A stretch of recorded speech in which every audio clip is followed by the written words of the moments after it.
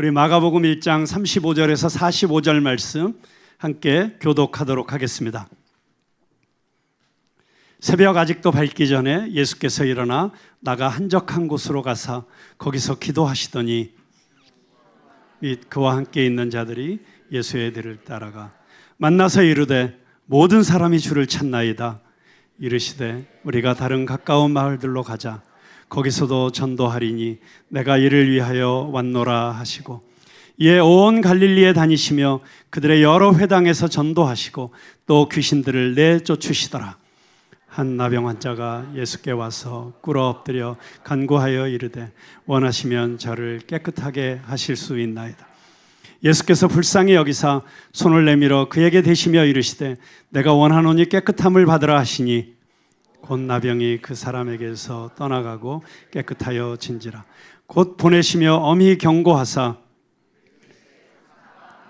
아무 말도 하지 말고 가서 내 몸을 제사장에게 보이고 내가 깨끗하게 되었으니 모세가 명한 것을 드려 그들에게 입증하라 하셨더라. 그러나 그 사람이 나가서 이 일을 많이 전파하여 널리 퍼지게 하니 그러므로 예수께서 다시는 드러나게 동네에 들어가지 못하시고 오직 바깥 한적한 곳에 계셨으나 사방에서 사람들이 그에게로 나아오더라. 아멘. 자, 지난주에 우리는 예수님께서 이 땅에 왜 오셨는지에 대해서 함께 생각해 보았습니다. 그 이유는 사람을 낚기 위해서였다. 그런데 사람을 낚으시려고 하는 그 이유는 그 사람을 이용하시기 위해서가 아니라 그 사람들을 통해서 요즘 저 통일교나 신천지들이 하는 것처럼 자기들의 왕국을 건설하기 위해서가 아니라 그 사람을 살리기 위해서였다. 그리고 예수님께서는 그 사명에 함께할 제자들을 부르시면서 내가 너로 사람을 낚는 어부가 되게 하겠다라고 약속하셨습니다. 그리고 그렇게 그 부르심에 순종해서 즉시 모든 것을 내려놓고 주님을 따른 제자들을 훈련시키셨습니다. 그리고 예수님께서 훈련시킨 그 모든 훈련은 그들이 장차 사람을 낚는 어부가 될 수 있도록 사람들을 살리고 회복시키고 변화시킬 수 있는 예수님께서 이 땅에 오셔서 하시고자 하셨던 일을 할 수 있는 그리스도의 제자들로 준비시키시는 것이었습니다.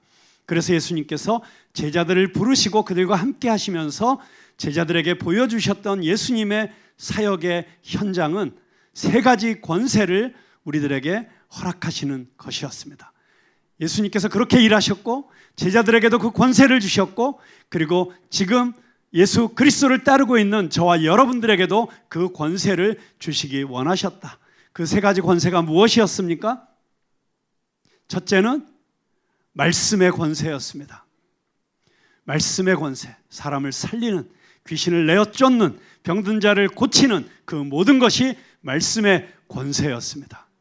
하나님의 도를 가르칠 때 그 도가 사람들의 마음을 열어서 저들이 회개하고 하나님 앞에 나올 수 있도록 사람들을 변화시키는, 마음을 여는 그 능력이 말씀 가운데 있었고 그 말씀을 우리에게 주셨다고 하는 것입니다. 나는 그럴 만한 능력이 없는 사람이지만 여러분, 사람의 언변이 아무리 뛰어나도 사람을 살릴 수는 없습니다. 그런데 사람을 살리는 예수 그리스도의 말씀이 내 안에 있고 내 입술을 통해서 선포될 때 우리의 말은 부족한 나의 입술을 통해서도 사람들을 살리는 역사가 일어나게 될 것이라는 것입니다. 그리고 그 권세 있는 말씀의 주인이 되기 위해서 우리는 예수 그리스도와 함께 동행하는 삶을 살아야 되고 그 말씀을 살아내는 사람들이 되어야 되고 날마다 그 말씀에 순종하는 사람들이 되어야 한다고 지난주에 말씀드렸습니다. 두 번째로 예수님께서 제자들에게 주신 권세는 귀신을 쫓아내는 권세였습니다. 예수 그리스도가 우리를 다스리실 때 우리 안에 있는 모든 악한 것들이 쫓겨나가게 됩니다. 예수 그리스도가 나를 다스리게 될 때 나의 삶과 나의 언어와 나의 전도와 나의 선교를 통해서 우리는 이 세상 가운데 있는 악한 권세를 깨트리고 견고한 진을 파쇄하고 사람들 안에 있는 악한 영을 쫓아내고 각 개인에게뿐만 아니라 이 공중 권세를 잡고 있는 사탄이 다스리는 영역 가운데 하나님의 통치가 임하게 함으로써 악한 영의 권세를 무너뜨리는 그런 하나님의 통로로 쓰임받게 될 것입니다. 저와 여러분에게 이 귀신을 쫓아내는 권세가 있게 되길 주님의 이름으로 축복합니다. 요즘은 귀신 들려서 막 이상한 짓 하고 미친 짓 하는 사람을 우리 눈에 보기가 쉽지 않아요. 옛날에는 그런 사람들이 동네에 많이 있었습니다. 눈에 띄게. 근데 요즘 그런 사람들은 정신병원에 갇혀 있거나 아니면 다른 모습으로 귀신들이 나타나기 때문에 이제는 정말 분별하기가 힘들어졌어요. 차라리 귀신이 머리 풀어헤치고 침 흘리면서 나 미쳤다라고 그리고 덤벼들면 귀신인 줄 쉽게 알아볼 텐데 요즘 귀신들은 얼마나 세련되게 분장을 하고 오는지, 얼마나 광명의 천사로 위장을 하고 오는지, 우리에게 모든 것을 줄 것처럼, 우리가 원하고 갈구하는 모든 것을 우리에게 마치 제공해 줄 것처럼 그렇게 세련된 모습으로, 매혹적인 모습으로 다가오기 때문에 오히려 영적 분별력이 더 필요한 시대가 되었다고 하는 것입니다. 우리가 귀신을 쫓아내고 이 세상 가운데, 사람들 가운데 교묘하게 깃들어 있는, 관계 가운데 존재하며 교묘하게 사람들을 이간질시키고 분열시키는, 교회 안에서도 더 극렬하게 기승을 부리고 있는 악한 영들을 이겨내려면, 그 사탄의 권세를 깨트리기 위해서 우리는 더 놀라운 영적 능력이 있어야 될 줄로 믿습니다. 그러기 위해서 우리는 날마다 기도하며 성령 충만한 그리스도의 제자들이 되어야 될 줄로 믿습니다. 예수님께서도 제자들에게 분명히 말씀하셨습니다. 기도와 금식 외에는 이런 유가 나갈 수가 없느니라. 우리가 악한 권세를 깨트리고 사탄을 쫓아내는 그런 강력한 영적인 용사들이 되기 위해서 우리는 더욱 기도해야 될 것이고, 필요하다면 금식해야 될 것이고, 하나님 앞에 내 뜻과 내 의지를 내려놓는 순종의 삶을 살아야 될 것입니다. 네, 그리고 세 번째가 병을 치유하는 능력을 주셨다고 했습니다. 예수님께서 우리에게 베드로의 장모를 고치시는 사건을 통해서 예수님을 따르는 제자들에게도 병을 고치는, 그래서 예수님 이 세상을 떠나 하늘로 올라가시고 나서 성령 충만한 제자들이 갈 때마다 수많은 병자들이 일어나는 역사가 일어났습니다. 사도 바울을 통해서도 죽은 사람까지 살려내는 역사가 일어났습니다. 모든 병자들이, 심지어 사도 바울이 땀을 닦았던 그 수건을 만지기만 해도 병이 낫는 이런 기적들이 일어나면서 놀라운 하나님 나라의 확장이 일어났던 것을 보게 됩니다. 오늘 우리도 이 치유의 은혜를 사모할 수 있기를 주님의 이름으로 축복합니다. 그래서 지난주에 어떻게 우리 그리스도인들이, 그리고 우리 예수 그리스도의 몸된 교회가 이 치유의 파워, 힐링 파워를 가진 공동체가 될 수 있는가, 어떻게 수많은 정신적, 육체적, 영적인 질병을 가지고 있는 사람들이 와서 치유받고 회복되는 공동체가 될 수 있는가, 그 비결을 지난주에 말씀드리려고 했으나 시간이 많이 지나가서 제가 to be continued 했던 것을 기억하실 것입니다. 그래서 오늘 지난주에 나누고자 했던 힐링 파워, 어떻게 우리 그리스도의 몸된 교회가 이 놀라운 치유의 역사를 가지고 병든 개인을 치유하고, 병든 세상을 치유하고, 병든 나라를 치유하고 진정한 하나님의 나라가 이 땅에 임하게 할 수 있는지에 대한 이야기를 나누려고 하는데, 오늘 본문에 보니까 놀랍게도 예수님께서 한 나병 환자를 고치시는 기적이 등장하고 있습니다. 그리고 예수님께서 이 나병 환자를 고치시는 기적을 통해서도 똑같은 메시지가 우리에게 주어지고 있다는 사실을 발견하게 되었습니다. 그래서 지난주에 우리 베드로의 장모를 고치신 예수님의 사건을 마음속에 염두에 두시고, 오늘 이 나병 환자를 고치시는 이 사건을 우리가 함께 살펴보도록 하겠습니다. 예수님께서 여러 마을로 가서 전도하자라고 이곳저곳을 다니시면서 전도할 때 한 나병 환자가 예수님께 와서 말합니다. 예수님, 원하신다면 저를 깨끗하게 하실 수 있습니다. 여러분, 왜 이 나병 환자는 주님 저를 불쌍히 여기시고 저를 깨끗하게 해주십시오 라고 기도하지 못하고 주님 원하신다면 저를 깨끗하게 하실 수 있습니다, 이런 기도를 드렸을까요? 우리 나병 환자, 나병이라고 하는 것이 이스라엘 사회에서 어떤 병이었는지를 좀 먼저 살펴볼 필요가 있습니다. 레위기 13장 46절, 45절과 46절에 보니까 나병 환자는 옷을 찢고 머리를 풀며 윗입술을 가리고 외치기를 부정하다, 부정하다. 왜 윗입술을 가렸을까요? 혹시라도 그 내뱉는 호흡 속에 그 나병균이 전파될까 두려워서 손을 위에 가리도록 하고 부정하다, 부정하다. 혹시라도 사람들이 내 가까이 오지 못하도록 먼저 사람들이 보이면 부정하다, 부정하다. 그렇게 외쳐야만 했습니다. 거기에서 더 나아가서 병 있는 날 동안은 늘 부정할 것이라. 그가 부정한즉 혼자 살되 진영 밖에서 살지니라. 마을 안에서 살지 못했다고 하는 것입니다. 밖에서 혼자 살아야 했다고 하는 것입니다. 여러분, 이것은 사회로부터 격리된 것이죠. 우리가 코로나 시절에 코로나 걸려가지고 격리돼 본 경험이 있으신 분 있으십니까? 얼마나 고통스러웠는지 기억하십니까? 병 걸려서 아픈 것도 힘든데 사람들을 만날 수도 없고 격리되어서 홀로 있어야만 했던 그 고독의 질병. 그리고 사람들이 혹시라도 가까이 지나가면 그 사람들이 나에게 가까이 올까 봐 나는 부정한 사람입니다, 나는 부정한 사람입니다 외칠 때마다 얼마나 그 마음이 상처를 입고 얼마나 그의 자존감이 무너져 내리고, 더군다나 철없는 어린아이들이 나병 환자가 지나갈 때 돌을 들어서 던지면서 저리 가라 더러운 것들아 라고 하면서 소리 지를 때 그의 마음속에 어떤 마음이 들었습니까? 더 심각한 문제는 그때 당시에 의료 수준으로서 이 나병은 불치의 병이었다고 하는 것입니다. 이렇게 심각한 병이었지만 나을 수 있다는 희망만 있으면 그래도 한번 살아볼 텐데, 이 병은 죽을 때까지 나을 수 없는 병이라는 그 절망. 키엘케고르는 이 절망이야말로 죽음에 이르는 병이라고 했습니다. 그는 이미 살아있으나 죽은 자였고, 그는 너무나도 절박한 외로움과 고독 속에서, 장래에 대한 두려움 속에서, 허무함 속에서 살아가야 되는, 근데 어쩌면 이 모습이 이 나병 환자의 모습뿐만 아니라 겉으로는 멀쩡해 보이지만 속으로는 고독이라고 하는, 외로움이라고 하는 질병을 안고 살아가는, 사람들로부터 상처받고 그 상처 때문에 계속해서 그 안에서 쓴물이 흘러나올 수밖에 없는, 그래서 남들이 보기에도 까칠해 보이고 이상스럽고 문제를 항상 일으키는 사람으로, 그래서 사람들로부터 손가락질 받고 소외되어 살아가야 되는 그런 아픔을 가진 사람의 모습이 아닙니까? 한국에서도 나병은 천형으로 여겨져서 집과 고향으로부터 버림받는 가장 고통스러운 질병이었습니다. 나병을 앓았던 시인 한하운이라는 사람이 전라도길 소록도 가는 길이라는 시를 썼는데, 그 시를 읽어보면 그 당시에 이 나병은 치료받을 수 없는 질병이라고 하는 절망 속에서 집으로부터, 사랑하는 가족으로부터 또 격리되어야만 했던 그 한 나병 환자의 아픔과 고독이 절절히 묻어나고 있습니다. 가도 가도 붉은 황토길, 숨막히는 더위뿐이더라.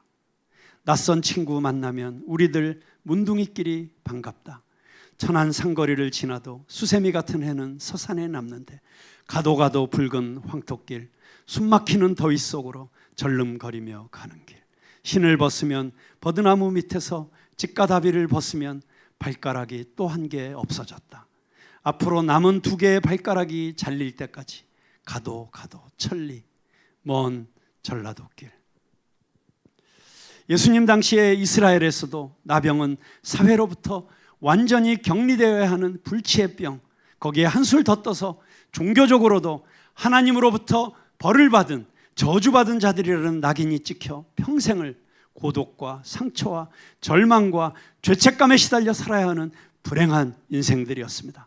그렇기 때문에 이 나병 환자가 사람들이 모여 있는 곳에 간다는 것은 돌에 맞아 죽을 각오를 해야 되는 일이었습니다. 예수님께 가까이 가기도 전에 이미 사람들로부터 쫓겨날 수도 있는 그런 위험한 일이었습니다. 더군다나 예수님조차도 하나님으로부터 벌을 받았다고 하는 그 사람들처럼 자기를 죄인이라고 생각하고 예수님에게 분명히 자기의 문제를 해결해 줄 수 있는, 자기의 이 질병을 치유해 줄 수 있는 능력이 있으신 분이라는 사실은 믿었지만, 그러나 설마 나도 치유해 주실까? 나도 불쌍히 여겨주실까? 라고 하는 확신이 없었기 때문에 예수님에게 가서 원하신다면 나를 치유해 주실 수 있습니다. 치유해 주실 수 있지 않습니까, 예수님? 이렇게 절박하게 예수님 앞에 나왔다고 하는 것입니다. 그 절박함이 전달되었을까요? 예수님은 그를 보시자마자 불쌍히 여기셨다고 성경은 기록하고 있습니다. 여러분, 모든 기적은 예수님의 불쌍히 여기시는 마음으로부터 시작이 됩니다. 치유의 기적은 눈물과 공감으로부터 시작되는 것입니다. 예수님은 그를 바라보시면서 단순히 병든 한 사람을 보신 것이 아니라 버림받은 한 인생, 외로움 속에 갇힌 한 영혼을 보셨습니다. 그 나병 환자를, 그가 겪어왔던 그 평생의 고통을 그대로 공감하신 예수님의 마음, 그를 불쌍히 여기셨다라고 하는 이 단어가 영어 단어로는 compassion입니다. compassion이라는 단어는 come과 passion이 합쳐진 단어인데, come이라고 하는 것은 같이, 함께, passion은 아픔을 느끼다, 고통을 받다. 그 나병 환자가 받았던 그 고통, 여러분, 우리가 아무리 마음이 넓은 사람이고 이해심이 많은 사람이라고 할지라도 그때 당시에 나병 환자가 겪었던 그 마음을 우리가 똑같이 아파할 수 있습니까? 우리는 그냥 동정할 따름이죠. 그러나 예수님은 그의 아픔을 똑같이 느끼셨다고 하는 것입니다. 그 아픔이 얼마나 컸던지, 그가 긍휼히 여기셨다, 불쌍히 여기셨다라고 하는 이 단어가 헬라어 단어로는 스프랑크니조마이라는 단어인데, 이 단어는 스프랑크논이라고 하는 명사에서 온 것입니다. 스프랑크논은 창자라는 뜻이 있어요. 그러니까 여러분 금방 이해가 되시죠? 예수님이 자신의 창자가 끊어지는 듯한, 억장이 무너지는 듯한 그런 아픔을 느끼셨다고 하는 것입니다. 여러분, 성경에 보면 예수님께서 일으키신 거의 대부분의 기적은 항상 예수님이 불쌍히 여기셨기 때문에 일어났습니다. 예수님이 불쌍히 여기셨기 때문에 죽은 나사로가 살아났고, 예수님께서 불쌍히 여기셨기 때문에 혈루병 앓던 여인이 그 병이 깨끗함을 입었고, 중풍병자가 나음을 입었고, 그 예수님의 불쌍히 여기는 마음이 기적을 일으켰다고 하는 것입니다. 예수님이 불쌍히 여기실 때마다 기적이 일어났다고 하는 것은 오늘 예수님을 따라 살아가는 그리스도의 제자들, 작은 예수로 예수님의 손과 발이 되어 이 세상을 치유하고 이 세상을 회복시키는 사명을 받은 우리들에게 주는 메시지는 무엇일까요? 그것은 우리가 예수님의 마음을 품고 이웃과 세상을 불쌍히 여기는 마음으로 바라보기 시작할 때, 우리 마음에 그 아파하시는 예수님의 마음이 우리 안에 차오르기 시작할 때, 그때 우리 삶 가운데도, 오늘 이 시대 가운데도, 이 역사 가운데도 이 치유의 역사가 시작될 수 있다고 하는 것입니다. 저는 저와 여러분의 마음 가운데 이 예수님의 마음이 부어지기를 주님의 이름으로 축복합니다. 여러분, 교회 나오는 우리들이 가져야 될 가장 중요한 마음은 다른 어떤 마음보다 이 예수님의 불쌍히 여기시는 마음이에요. 여러분, 예수님이 불쌍히 여겨주셨기 때문에 우리도 구원받지 않았습니까? 예수님께서 불쌍히 여겨주셨기 때문에 저 같은 사람이 주의 종이라는 이 영광스러운 칭호를 받고 이 자리에서 말씀을 전하는 이런 놀라운 특권을 누리고 있지 않습니까?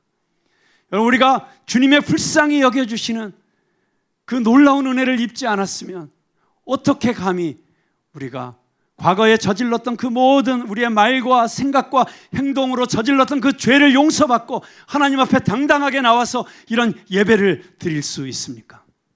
그리고 장차 우리가 하나님 나라에 가게 될 것이라는 것, 하나님 앞에 서게 될 것이라는 것, 우리가 영원한 천국의 축복을 누리게 될 것이라는 이 확신 가운데 이렇게 담대하게 평안하게 살 수 있는 은혜를 어떻게 누릴 수 있었습니까? 우리는 다 그 불쌍히 여김의 은혜를 받은 사람들입니다. 그렇다면 그 은혜를 받은 우리들이 서로를 불쌍히 여길 수 있게 되기를 주님의 이름으로 축복합니다. 우리 옆에 있는 분들을 한번 조용히 그윽하게 한번 바라보시죠. 자세히 보니 불쌍하시군요 하고 한번 인사해 주시겠습니다. 좀 마음에 안 들어도, 나랑 문화가 달라도, 나랑 스타일이 달라도, 내가 보기에는 인간 이하의 쓸데없는 짓들만 저지르고 다니는 것 같아도 그를 판단하고 정죄하는 것이 아니라 불쌍히 여기는 예수 그리스도의 마음을 품고 그를 바라볼 때, 그때 그 사람이 변화되는 역사가 일어나는 것입니다.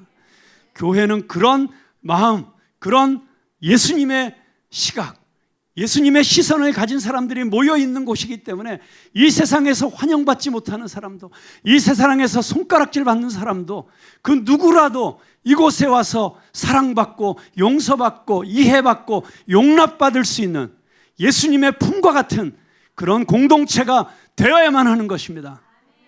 우리 서로가 서로를 그렇게 바라볼 수 있게 되기를 주님의 이름으로 축원합니다.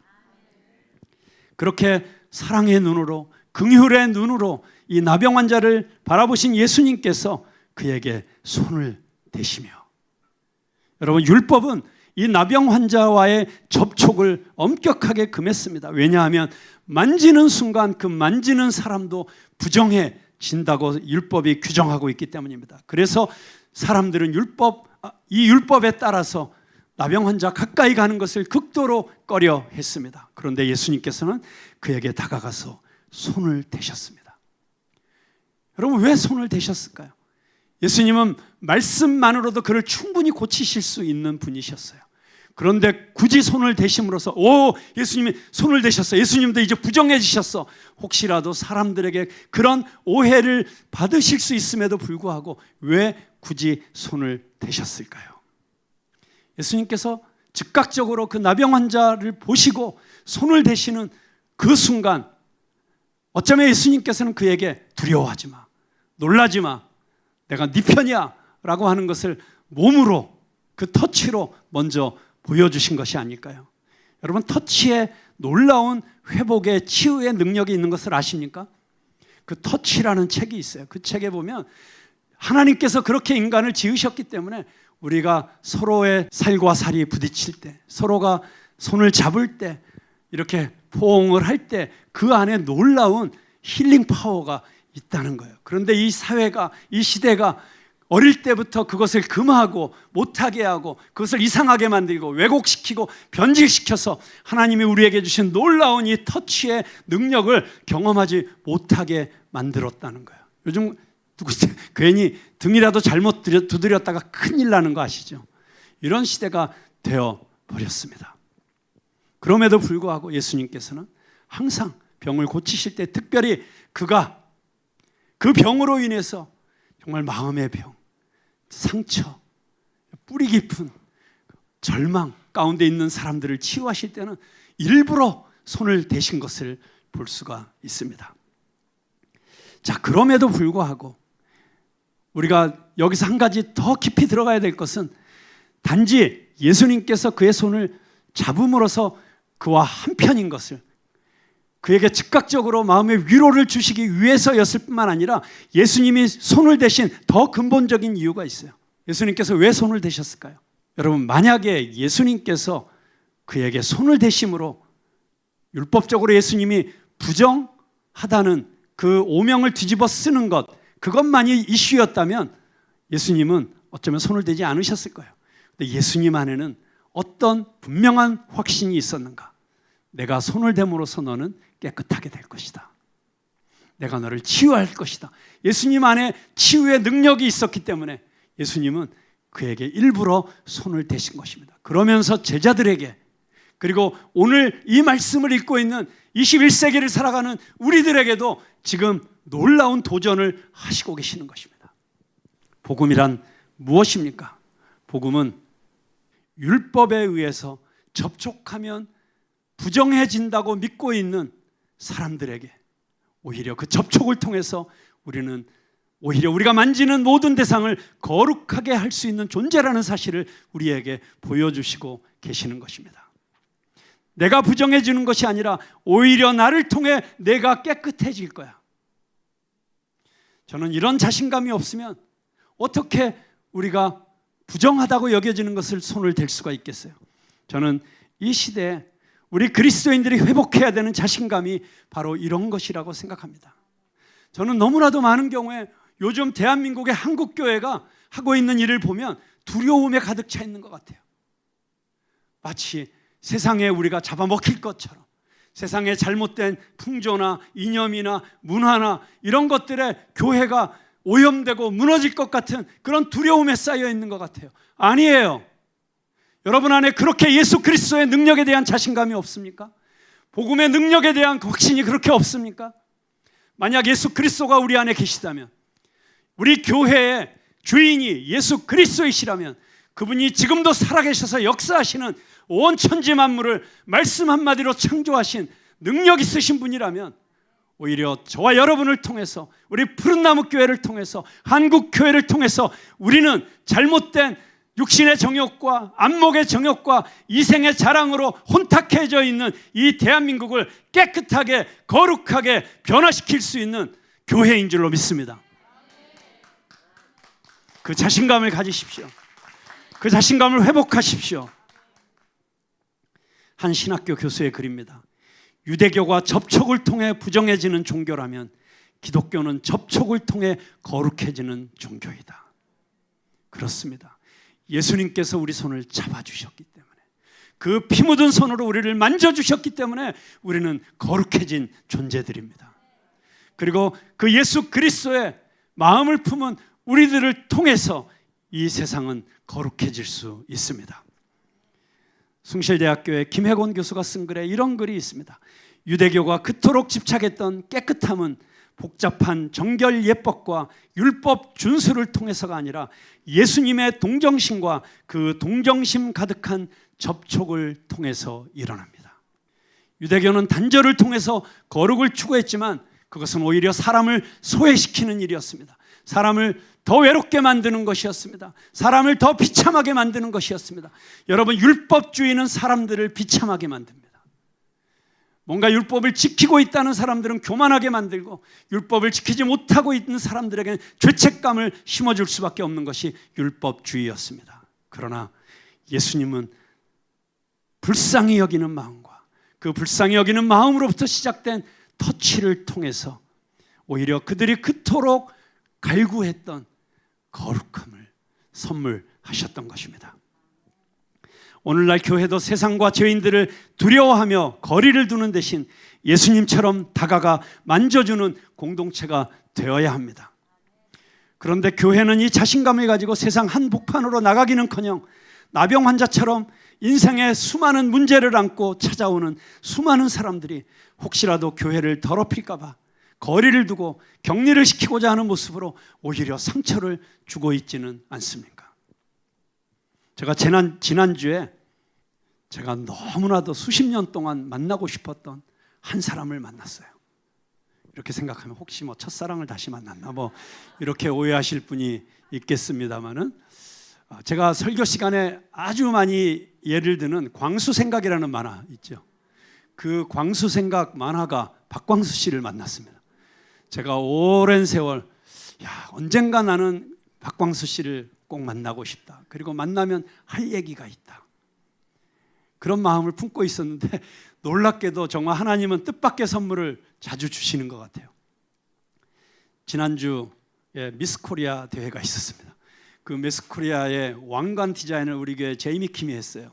근데 제이미 킴이 그 미스 코리아 대회에 저를 초대하면서, 목사님 그런데요 박광수 씨가 올 거예요. 와서 목사님 오른쪽에는 박광수 씨가 앉고 왼쪽에는 제가 앉을 겁니다. 그래서 같이 전도해요. 이런 얘기를 하길래 제가 부랴부랴 이 미스 코리아 대회를 갔고 드디어 박광수 씨를 만났고, 그리고 미스 코리아 대회가 끝난 다음에 커피숍에 가서 같이 대화를 나눌 수 있었습니다. 제가 박광수 씨를 너무 만나고 싶었던 이유는 그가 썼던 글을 읽고 너무 마음이 아팠었기 때문입니다. 박광수 씨가 중학교 때 교회를 다녔어요. 저한테 만나자마자 제가 교회 얘기를 하니까 그러더라고요.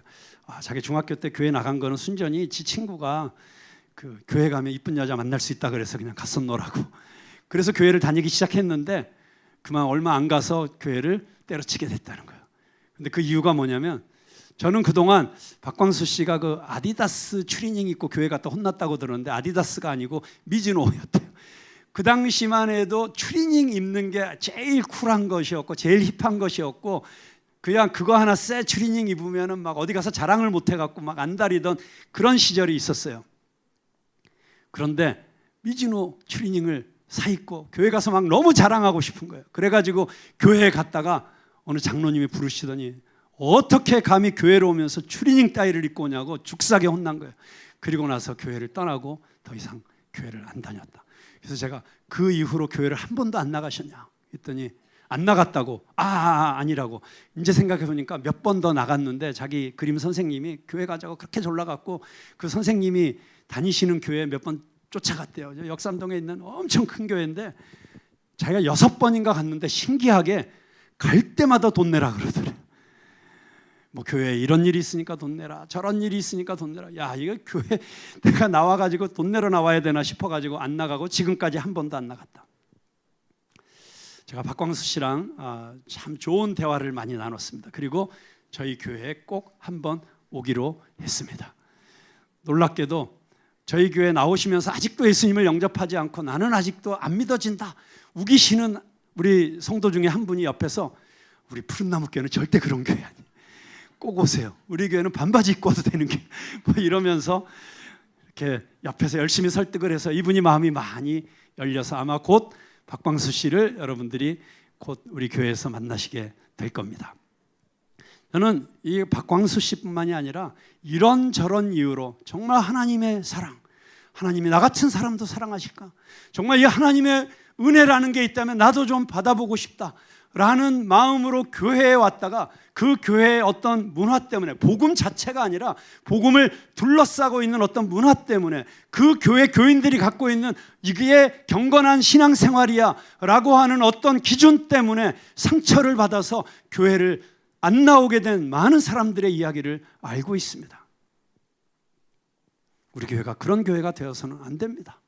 이 한여름에 너무 노출이 심한 옷을 입고 오면 교회에 이따위 옷을 입고 올 수 있어 라고 책망하기 전에 불쌍히 여기는 마음, 저렇게 입고 온 데는 다 이유가 있겠지 라고 생각하는 마음, 설령 담배 냄새를 풀풀 풍기면서 이 예배당에 앉아서 옆자리에 있는 사람에게 예배 시간에 담배 피고 들어왔나 하는 불쾌감을 뜨더라도 끊지 못하는 이유가 있겠지 라고 품어주는 마음, 이런 넉넉한 마음을 가진 여러분들 될 수 있기를 주님의 이름으로 축복합니다.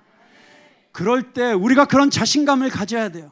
비록 술을 마시고 우리 교회에 왔더라도, 담배를 피면서 우리 교회에 왔더라도, 밖에서 무슨 사람들에게 손가락질 받는 행동들을 하다가 우리 교회에 왔을지라도 우리 교회에 오면 얼마 지나지 않아서 저 사람도 예수님을 만나게 될 것이고 예수님의 은혜와 예수님의 능력 때문에 거룩하여질 것이다.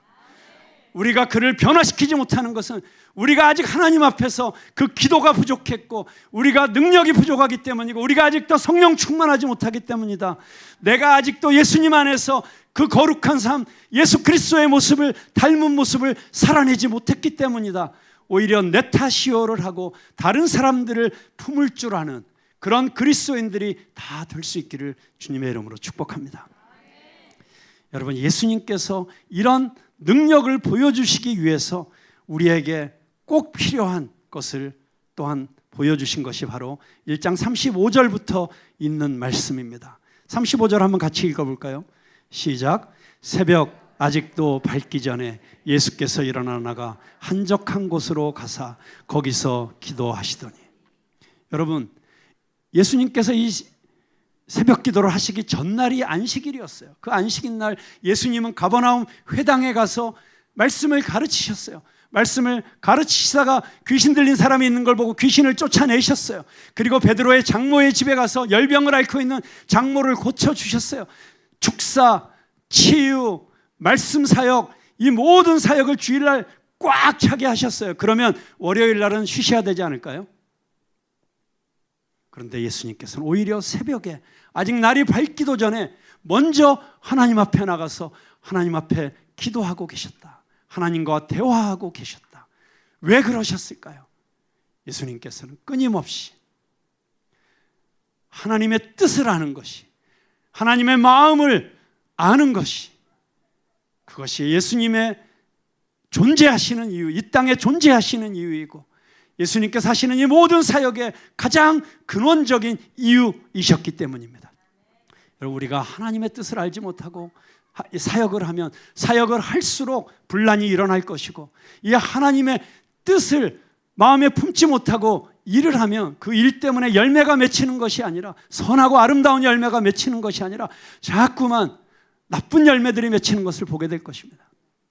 예수님은 새벽에 나가 기도 가운데 하나님의 말씀을 받고 하나님의 뜻을 받고 그 하나님의 뜻에 순종하고 내 생각을 내려놓는 이 끊임없는 영적인 습관을 가지셨던 것입니다. 왜 그렇게 하셨을까요? 하나님의 아들이신 분이 제자들에게 하나님의 아들인 내가 이렇게 해야만 한다면 제자들인 너희들은 어찌 해야 되겠느냐 우리에게 도전하시는 것입니다. 36절 보면 시몬과 및 그와 함께 있는 자들이 예수의 뒤를 따라가 만나서 이르되 모든 사람이 주를 찾나이다. 지금 여러분 보세요. 시몬이 흥분하고 있는 게 느껴지세요?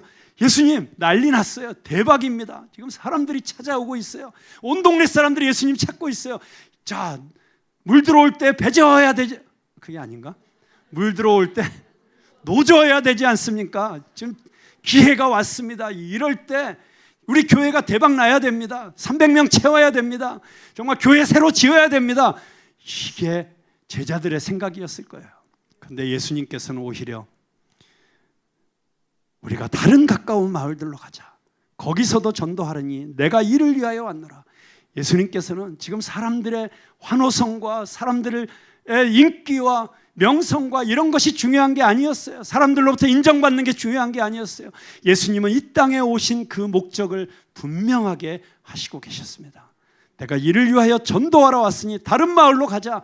지금 저 사람들이 나를 찾는다고 해서 거기에 안주하고 있으면 안 돼. 그게 중요한 게 아니야. 아직도 이 땅에는 하나님의 복음을 알지 못하는 사람들, 하나님의 이 사랑과 치유의 능력을 경험하지 못한 사람들이 너무나 많이 있어. 아직도 죽어가는 사람들이 너무나 많이 있어. 너희들이 거기서 신나가지고 막 교회 건물 크게 짓고 뭐 교회 부흥했다고 자축하고 그 안에서 신나고 또 서로 네가 높으니 내가 높으니 하고 있을 시간이 없어. 지금 이 땅에는 하나님의 손길을 기다리는 죽어가는 영혼들이, 지금도 복음을 기다리고 있는 영혼들이 산지사방에 깔려 있어. 대한민국에 뿐만이 아니라 온 세상에 한 번도 복음을 들어보지 못한 사람들이 지금도 누군가가 와서 이 생명의 복음을 전해주기를 위해서 기다리고 있어. 내가 다른 마을로도 가야겠다. 이 말씀을 통해서 예수님께서는 우리 그리스도인들의 삶의 궁극적인 목적이 무엇인지, 우리 교회가 이 땅에 존재해야 되는 목적의 이유가 무엇인지를 다시 한번 선명하게 보여주시고 있습니다. 그 분명한 삶의 우선순위, 우리 신앙생활의 우선순위를 흔들리지 않기 위해서 우리는 날마다 주님 앞에 나가야 되는 것입니다.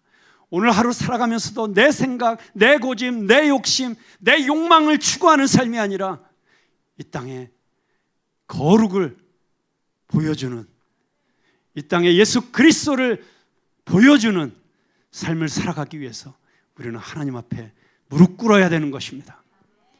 제가 이렇게 얘기했는데도 내일 새벽기도에 안 나오는 사람들은 다 이해합니다. 집이 멀어서 그랬겠지, 밤을 불면증이 있어서 잠을 못 자서 그랬겠지, 다 이해할 수 있습니다. 그러나 정말, 그리고 꼭 교회에 나와서만 새벽기도 해야 되는 것만은 또 아니죠. 여러분, 중요한 것은 하나님 앞에 나아가는 것입니다. 하나님의 음성을 듣는 시간을 가져야 된다는 것입니다. 들으면서도 내 생각, 내 고집을 더 증가시키기 위해서 선별적으로 하나님의 음성을 골라서 듣는 것이 아니라 온전히 내 생각을 내려놓고 하나님의 뜻에 나를 온전히 순복하는 열린 마음으로 하나님의 음성을 들을 준비를 하고 하나님을 만나야 된다고 하는 것입니다. 여러분, 그렇게 하지 않으면 교회 다닐수록 쇠고집이 됩니다. 교회 다니면 다닐수록 꼰대가 되고, 교회 다니면 다닐수록 옹졸한 사람이 되는 것이 불행한 현실일 수 있다는 것입니다. 그래서 우리가 큐티를 해야 됩니다. 내가 원하는 말씀을 골라서 내가 먹는 것이 아니라 정말 말씀을 순서대로 읽으면서 그 말씀 속에서 성령님이 나에게 무슨 말씀을 하시는지, 나는 어떤 적용을 해야 되는지를 큐티를 꼭 실천해야 된다고 하는 것입니다. 자, 마지막입니다. 예수님께서는 병을 고치신 다음에 43절부터 이렇게 말씀하십니다. 43절과 44절 한번 읽어보겠습니다. 시작. 곧 보내시며 엄히 경고하사 이르시되 삼가 아무에게 아무 말도 하지 말고 가서 내 몸을 제사장에게 보이고 내가 깨끗하게 되었으니 모세가 명한 것을 드려 그들에게 입증하라 하셨더라. 예수님은 그를 단순히 육체적으로만 고치신 것이 아닙니다. 예수님은 그 나병 환자가 이제 다시 가족으로 돌아갈 수 있도록, 이웃으로 돌아갈 수 있도록, 다시 공동체 안에서 자기의 자리를 찾을 수 있도록, 관계가 회복될 수 있도록, 사회적인 수용이 이루어질 수 있도록, 그리고 그가 자유로운 영혼으로 살아갈 수 있도록 그 모든 조치를 취해 주시고 있는 것을 보게 됩니다. 여러분, 교회의 치유사역도 마찬가지입니다. 단순히 병만 고치는 데서 멈추지 않고 전인적인 회복, 그의 육체와 마음과 관계와 영혼이 치유되는 것을 목표로 우리는 치유사역을 해야 되는 것입니다. 오늘 예수님께서 나병 환자를 만지시는 이 모습은 단순한 사랑의 표현이 아니라 예수님께서 우리를 위해서 행하신 십자가의 사랑, 십자가의 은혜의 그림자였습니다. 율법적으로 부정한 자를 만지면 만진 사람도 부정해졌습니다. 예수님은 기꺼이 그 부정을 옮겨받는 자가 되셨습니다. 십자가에서 예수님은 단지 율법적 부정이 아니라 우리 모든 죄와 수치, 우리의 영적 나병을 짊어지셨습니다. 그분이 십자가 위에서 부정해지심으로 우리가 깨끗해진 것입니다. 본문에서 강조하는 복음의 핵심은 이것입니다. 우리는 예수님처럼 행동하기 이전에 먼저 그분의 만짐을 받은 사람인 것을 기억해야 된다. 나는 나병 환자였고 예수님이 다가오셔서 만져주셨다. 그 은혜를 받은 사람만이 다른 사람에게 다가가 만질 수 있다. 여러분, 복음은 우리에게 예수님처럼 행동하라고 하는 명령이 아닙니다. 먼저 예수님이 너에게 행하신 일을 기억하라고 하는 소식입니다. 그분의 긍휼, 그분의 터치, 그분의 기도, 그분의 회복이 이미 우리 안에서 시작되었습니다. 이제 우리는 그 복음을 받은 자답게 긍휼로 반응하고 용기 있게 다가가며 기도로 중보하고 전인적으로 회복시키는 공동체가 되어야 될 줄로 믿습니다. 헨리 나우엔이 이런 말을 했습니다. 당신의 고통이 보입니다. 내가 그 고통을 없애줄 수는 없지만 당신을 혼자 두지는 않겠습니다. 여러분, 우리에게 너무나도 많은 고통받는 영혼들이 보이지 않습니까? 내 인간적인 실력으로는 절대로 그 사람들을 치유할 수 없습니다. 그러나 예수님의 마음을 품고 내가 당신을 혼자 있게 내버려 두지는 않겠습니다. 그와 함께 있을 때 예수 그리스도께서 저와 여러분을 통해서 역사하실 줄로 믿습니다. 기도하겠습니다.